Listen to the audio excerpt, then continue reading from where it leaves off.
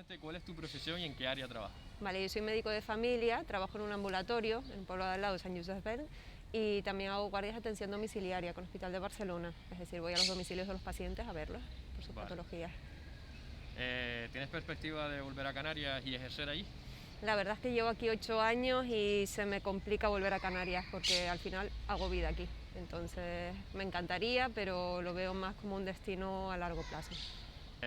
¿Cómo es vivir una pandemia mundial lejos de tu familia?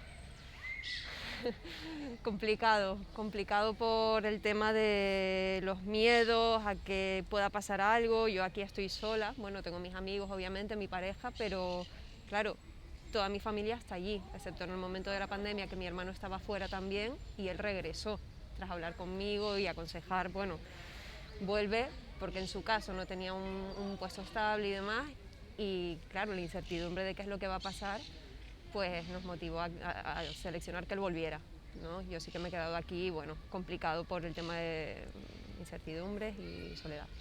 Okay. ¿En algún momento desde que empezó la pandemia pensaste en irte a Canarias para estar más aislada de los contagios? Y por otro lado será por el hecho de si querías ir en plan a ayudar allí, por uno de los dos motivos.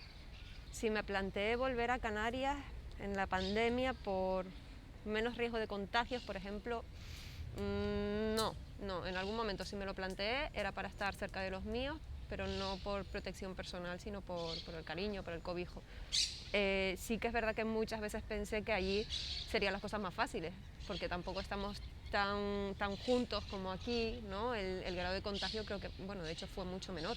No es estar en una gran ciudad donde todos estamos juntos, hacinados y demás.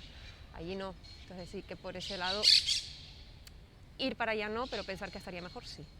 Y en referencia a ir a ayudar allí, vale, en referencia a si me planteaba ir allí para ayudar, bueno, al ver que mis compañeros los estaban destinando, o sea, cambiando de sus áreas de servicio para ayudar en plantas COVID, pues sí que en algún momento lo llegué a pensar.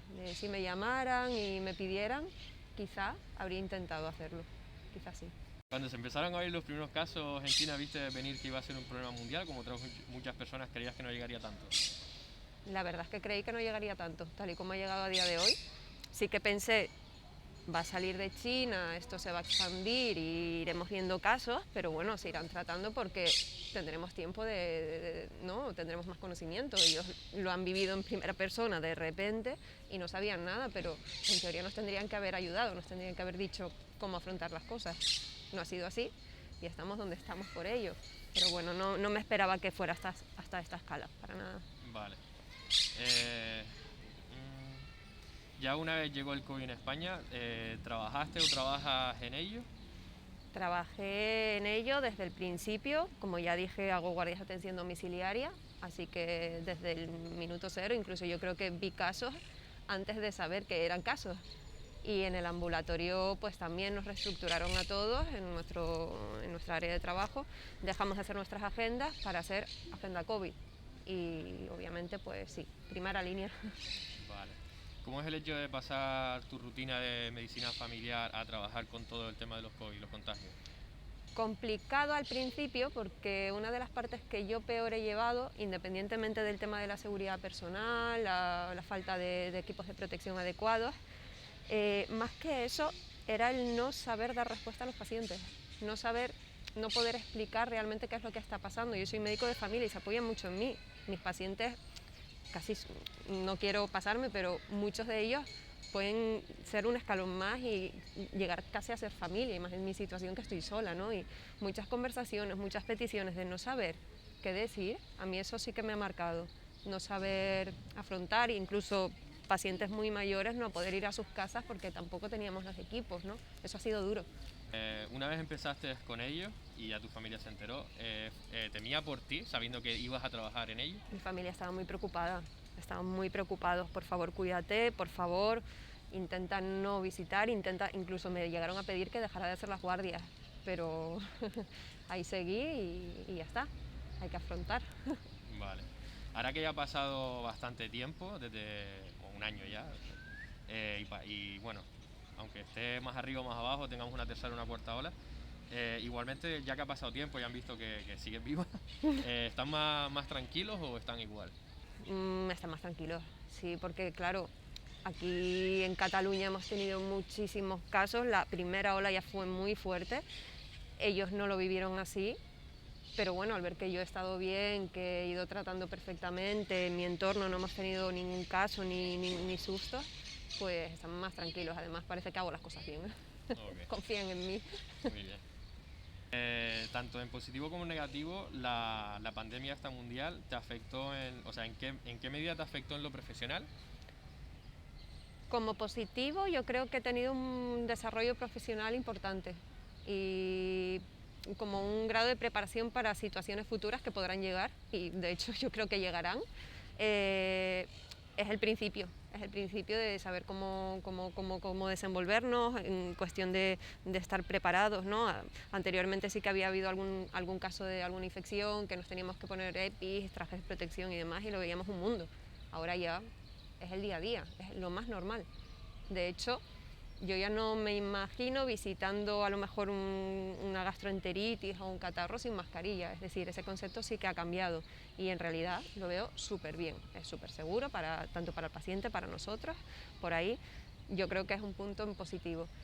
Después, bueno, podría hablar mucho de puntos positivos, pero sobre todo el reforzamiento profesional, a nivel del equipo también hemos crecido. Y luego en negativo, pues yo he perdido mi estructura laboral.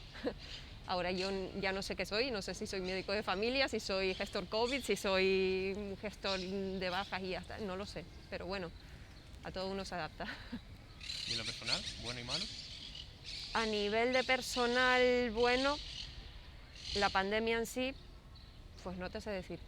Nada. Creo que en positivo, pues en realidad sí, me he conocido un poco más a mí misma y me doy mucho más valor porque si un día que no ha pasado nada, tú me planteas que va a pasar esto, yo te digo ni de broma, yo esto no lo podría soportar, sería horrible, además salir, yo soy una persona súper sociable, no voy a poder salir de mi casa, ni me lo plantearía, diría, no voy a poder. Y todo lo contrario, o sea, lo he llevado súper bien, ahora soy más casera, estoy más tranquila, perfecto. Incluso con mis contactos cercanos, pues las relaciones han mejorado, ¿no? ¿Y en lo negativo?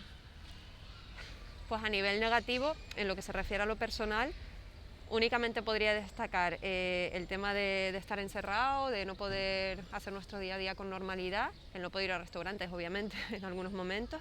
Con mi pareja sí que tuvimos que estar separados 2 meses en completo, es decir, me tuve que hacer cargo yo de ir a trabajar, de llegar a casa, de sacar a los perros, de no poder salir, de no ver a nadie, de todo. Y eso sí que fue un poco duro, pero es que realmente creo que tengo que sacar lo positivo y es lo que comentaba antes, que bien, que pensé que sería peor.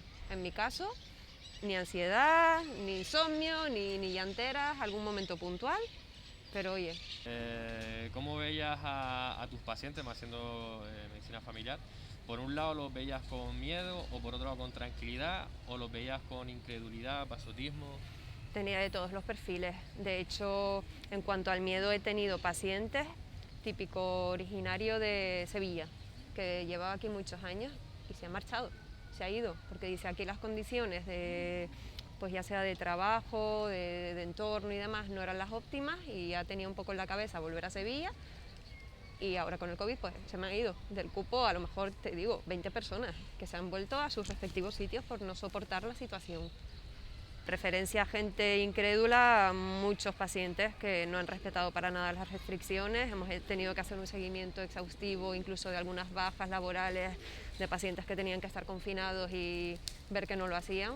Cuando sales a la cafetería de enfrente y te lo ves en la cafetería y dices, oiga, usted tendría que estar en su casa, pues casos así hemos tenido. Miedos sí, incrédulos sí, que se salten las restricciones también, pero en positivo es que la mayoría lo han hecho todo muy bien. ¿Has notado que en tus pacientes ha habido un aumento de angustia?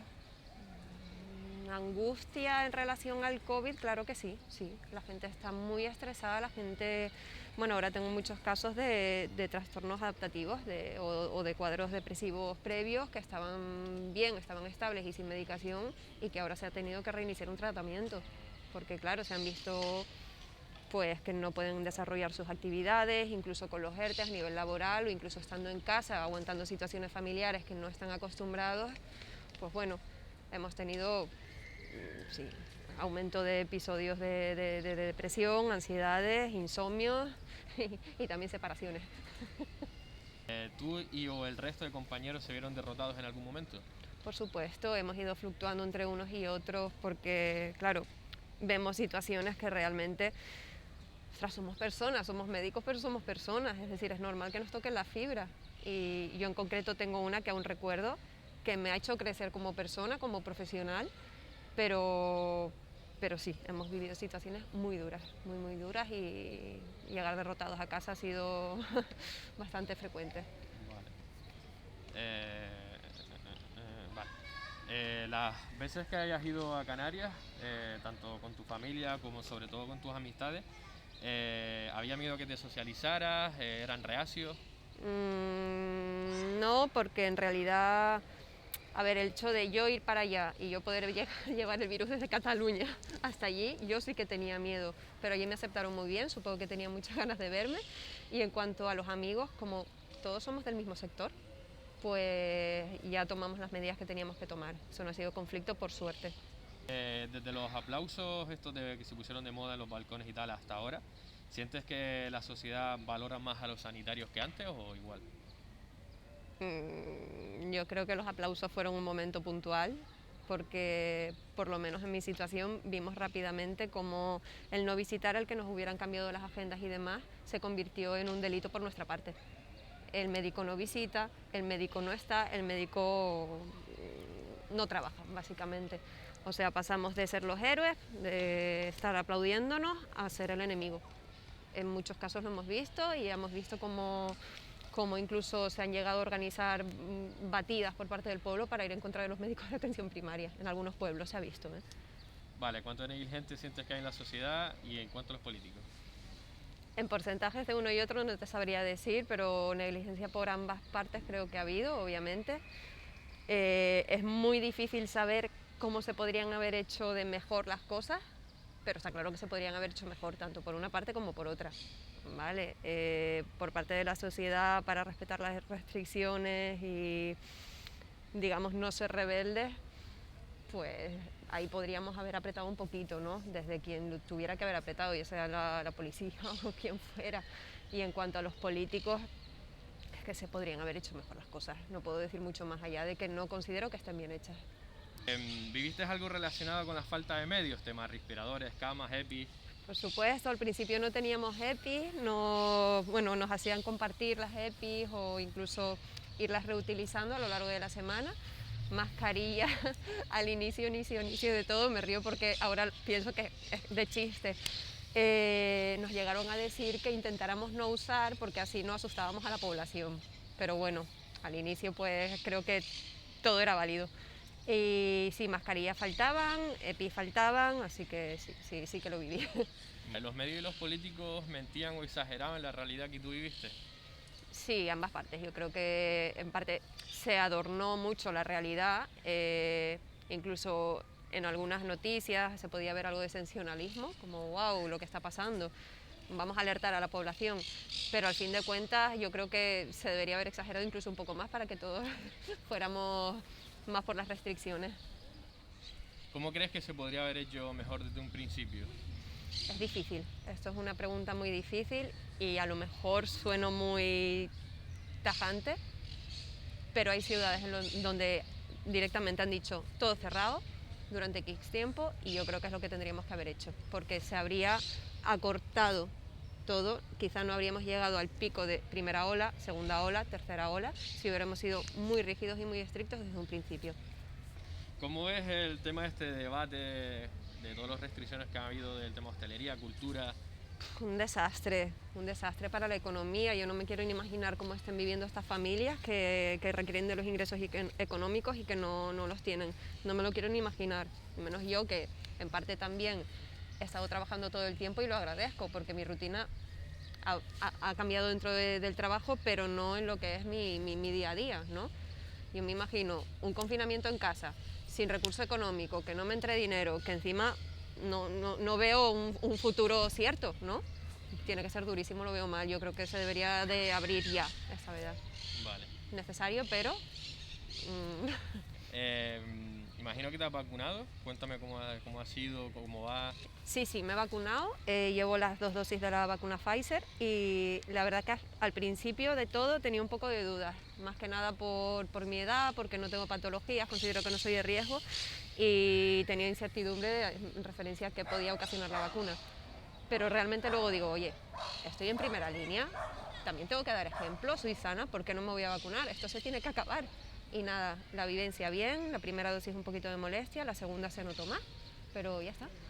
Vale, ¿cómo ves todo el tema de la vacuna y lo que le rodea con el ámbito de los negacionistas? Fatal, fatal. Yo, a ver, entiendo que haya mucha gente con dudas en referencia a la vacuna, si es efectiva, si no es efectiva, si realmente nos están metiendo un chip. Claro que no somos tan importantes.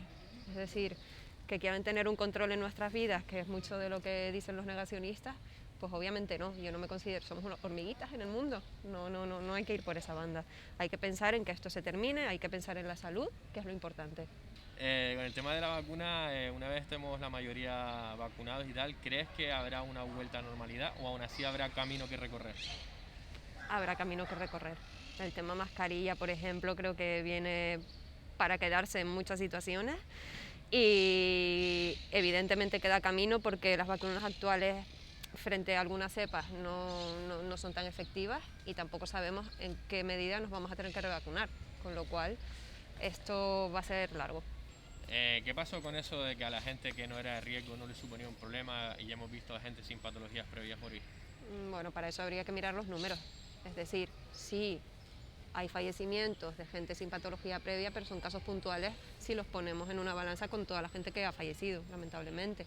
Entonces, hasta una gripe actúa frente a gente sana, con lo cual son números, yo considero que asusta mucho pensar, estoy sano y me puedo morir, sí, pero de esto y de muchas otras cosas, con lo cual no creo que sean significantes los números en este aspecto. Vale, en una hipotética cuarta ola, ¿crees que hay medios y sobre todo moral para afrontarlo o ya tanto en uno como en otro se desbordaría? Medios creo que sí, si nos comparamos con la primera ola, es decir, estamos mucho más preparados, anímicamente pues hay de todo. Yo creo que no nos queda otra más que adaptarnos a lo que vaya viniendo y bueno, tener fuerza. ¿Estamos quemados? Sí, pero podemos.